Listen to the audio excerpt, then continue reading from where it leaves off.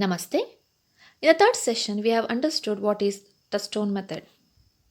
Let us look at how Matthew Arnold applies this Touchstone Method on some works. Arnold agrees to Aristotle's idea of poetry, that is, the best form of poetry, which contains high truth, high seriousness, and superior diction. Arnold speaks about French poetry, where French poetry had a tremendous influence on the poetry of England. The poetry of southern France influenced Italian literature. The poetries of northern France that was dominant in Europe in the 12th and 30th century. Arnold does not appreciate French poetry because they are important on the point of view of history and they lack the concept called high truth, high seriousness, and superior diction. Matthew Arnold touchstone ಮೆಥಡ್ನಲ್ಲಿ ಮುಖ್ಯವಾಗಿ French ಪೊಯೆಟ್ರಿಯ ಬಗ್ಗೆ ಕೂಡ ಮಾತಾಡ್ತಾರೆ. ಯಾಕಂದರೆ French poetry ತನ್ನದೇ ಆದಂತಹ ಒಂದು ಇನ್ಫ್ಲುಯೆನ್ಸ್ನ English ಪದ್ಯಗಳಲ್ಲಿ ಮಾಡ್ತಾ ಹೋಗುತ್ತೆ. ಸದರನ್ ಫ್ರಾನ್ಸ್ ಅನ್ನುವಂಥದ್ದು ಇಟಾಲಿಯ ಲಿಟ್ರೇಚರ್ ಮೇಲೆ ಇನ್ಫ್ಲುಯೆನ್ಸ್ ಮಾಡಿದ್ರೆ, ನಾರ್ತನ್ ಫ್ರಾನ್ಸ್ ಯುರೋಪಿನ ಅಂದರೆ ಇಂಗ್ಲೆಂಡಿನ ಪೊಯೆಟ್ರಿಯ ಮೇಲೆ 12th ಮತ್ತು 13th ಸೆಂಚುರಿಯಲ್ಲಿ ಇನ್ಫ್ಲುಯೆನ್ಸ್ನ ಮಾಡ್ತಾ ಹೋಗುತ್ತೆ. ಆದರೂ ಕೂಡ ಎಲ್ಲೊಂದು ಕಡೆ ಅರ್ನಾಲ್ಡ್ ಫ್ರೆಂಚ್ ಪೊಯೆಟ್ರಿನ ಅಪ್ರಿಷಿಯೇಟ್ ಮಾಡಲ್ಲ. ಯಾಕಂದರೆ ಇದು ಹಿಸ್ಟಾರಿಕಲ್ ಪಾಯಿಂಟ್ ಆಫ್ ವ್ಯೂಯಲ್ಲಿ ನಾವು ಪದ್ಯಗಳನ್ನು ನೋಡ್ತಾ ಹೋಗ್ತೀವಿ ವಿನಃ ಅಲ್ಲೆಲ್ಲೂ ಕೂಡ ಹೈ ಟ್ರೂತ್ ಆಗಿರ್ಬೋದು, ಹೈ ಸೀರಿಯಸ್ ಆಗಿರ್ಬೋದು ಇಲ್ಲ ಅಂತ ಹೇಳ್ತಾರೆ. Arnold then speaks about 40th century English poet CHAUCER, who much influenced by French and Italian poetry. He also called as father of English literature. According to Arnold, his importance does not come from historical estimate but by real estimate. Chaucer is a genuine source of joy and strength. The superiority of Chaucer's verse lies both in his subject matter and his style. He writes about human life and nature as he sees it.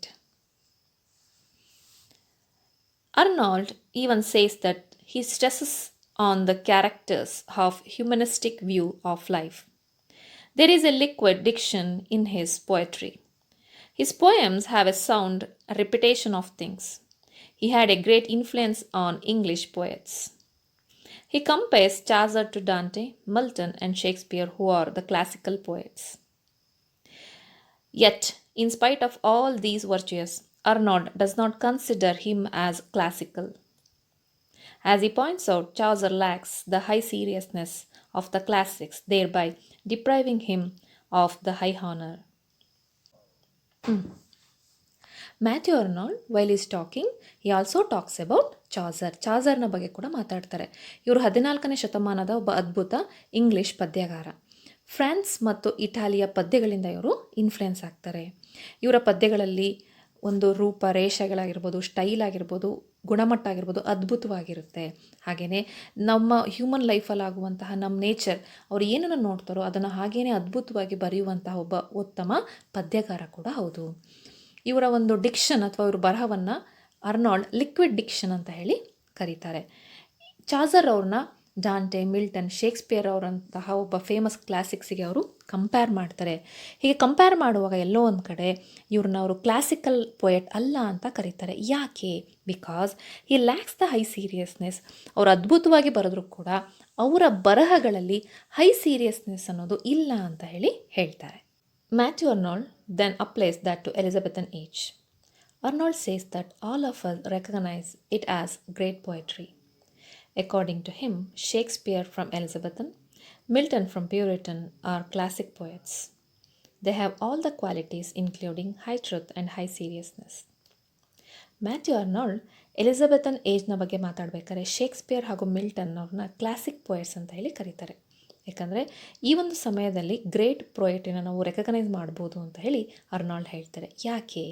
ಯಾಕಂದರೆ ಎಲಿಜಬೆಥನ್ ಏಜಲ್ಲಿ ಬರುವಂತಹ Shakespeare ಆಗಿರ್ಬೋದು, ಪ್ಯೂರಿಟನ್ ಏಜಲ್ಲಿ ಬರುವಂತಹ Milton ಆಗಿರ್ಬೋದು, ಇವರ ಪದ್ಯಗಳಲ್ಲಿ ನಾವು high ಕ್ವಾಲಿಟೀಸ್ನ ನೋಡ್ತೀವಿ. ಯಾವುದು? High truth ಹಾಗೆಯೇ ಹೈ ಸೀರಿಯಸ್ನೆಸ್ನ ನಾವು ನೋಡ್ಬೋದು ಅಂತ ಹೇಳ್ತಾರೆ. Arnold then comes to 18th century poets. He mentions DRYDEN and Pope. DRYDEN as a glorious founder and Pope as the splendid high priest of the age of prose and reason. Arnold says that 18th century poets believed that they produced a great poetry, but Arnold finds it incorrect because years following the restoration and rejection of Puritan ethics, the new age required a prose that had a regularity and uniformity, and they need a proper imaginative qualities. That is what Dryden and Pope provided. Dryden and Pope were better prose writers than poets. Even in this age, we can find historical estimate than the real estimate. So, Arnold says that Pope and Dryden are not poetic or poet classics, but they are prose classics of 80th century. Matthew Arnold ನಂತರ 18ನೇ ಶತಮಾನದ ಅದ್ಭುತ poets ಆದಂತಹ ಡ್ರೈಡನ್ ಮತ್ತು pop ಅವರ ಬಗ್ಗೆ ಮಾತಾಡ್ತಾರೆ. ನಾವು ಡ್ರೈಡನ್ ಅವ್ರನ್ನ ಗ್ಲೋರಿಯಸ್ ಫೌಂಡರ್ ಅಂತ ಕರೆದ್ರೆ, ಪೋಪ್ ಅವ್ರನ್ನ ಹೈ ಪ್ರೀಸ್ಟ್ ಅಂತ ಹೇಳಿ ಈ ಏಜ್ನಲ್ಲಿ ಕರಿತೀವಿ. ಈ ಏಜನ್ನೇ ನಾವು ಪ್ರೋಸ್ ಆ್ಯಂಡ್ ರೀಸನ್ನ ಏಜ್ ಅಂತ ಹೇಳಿ ಕರಿತೀವಿ. ಅಂದರೆ ಇಲ್ಲಿ ಪದ್ಯಗಳಿಗಿಂತ ಪ್ರೋಸ್ ವರ್ಕಿಗೆ ಹೆಚ್ಚು ವ್ಯಾಲ್ಯೂಸ್ನ ಕೊಡ್ತಾ ಹೋಗ್ತಾರೆ. ಬಿಕಾಸ್ ಆ ಒಂದು ಏಜ್ನಲ್ಲಿ ಒಂದು ಚೇಂಜಸ್ ಬೇಕಾಗಿರುತ್ತೆ, ಒಂದು ಯೂನಿಫಾರ್ಮಿಟಿ, ರೆಗ್ಯುಲಾರಿಟಿ ಬೇಕಾಗಿರುತ್ತೆ. ಹಾಗಾಗಿ ಇದೆರಡನ್ನೂ ಕೂಡ ಡ್ರೈಡನ್ ಮತ್ತು ಪೋಪ್ ಎಲ್ಲೋ ಒಂದು ಕಡೆ ಪ್ರೊವೈಡ್ ಮಾಡ್ತಾ ಹೋಗ್ತಾರೆ. ಹಾಗಾಗಿ 18ನೇ ಶತಮಾನದ ಪ್ರೋಸ್ ಕ್ಲಾಸಿಕ್ಸ್ ಅಂತ ಹೇಳಿ ಇವರನ್ನ ಕರೀತಾರೆ. ಇವರು ಯಾವುದೇ ಕಾರಣಕ್ಕೂ ಕೂಡ ಪೋಯೆಟ್ ಕ್ಲಾಸಿಕ್ಸ್ ಆಗೋದಕ್ಕೆ ಸಾಧ್ಯ ಇಲ್ಲ ಅಂತ ಹೇಳಿ ಮ್ಯಾಥ್ಯೂ ಅರ್ನಾಲ್ಡ್ ಇಲ್ಲಿ ಹೇಳಿದ್ದಾರೆ. Matthew Arnold then talks on Thomas Gray. Thomas Gray did not write much, but what he wrote was high poetic value. Gray constantly studied and enjoyed Greek poetry, and thus inherited their poetic point of view and their application of poetry to life. As for poetry, Matthew Arnold considers Gray to be the only classic of the 80th century.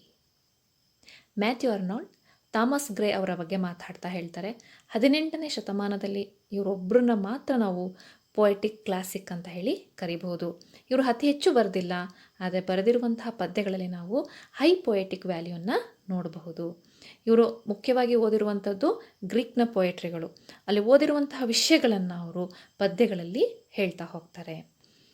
ಮುಂದಿನ ಕ್ಲಾಸ್ನಲ್ಲಿ ನಾವು Robert ಬರ್ನ್ಸ್ನ ಬಗ್ಗೆ Matthew Arnold ಅವರ opinion ಏನು, ಅವರು ಟಚ್ಸ್ಟೋನ್ ಮೆಥಡನ್ನು ಹೇಗೆ ಅವ್ರ ಮೇಲೆ ಅಪ್ಲೈ ಮಾಡ್ತಾರೆ, ಹಾಗೆಯೇ ರೊಮ್ಯಾಂಟಿಕ್ ಏಜ್ನ ಮೇಲೆ ಅಂದರೆ ವರ್ಡ್ಸ್ವರ್ತ್, ಶೆಲಿ, ಕಾಲೇಜ್ನ ಬಗ್ಗೆ ಏನು ಮಾತಾಡ್ತಾರೆ ಅನ್ನೋದನ್ನು ತಿಳ್ಕೊಳ್ಳೋಣ. Thank you.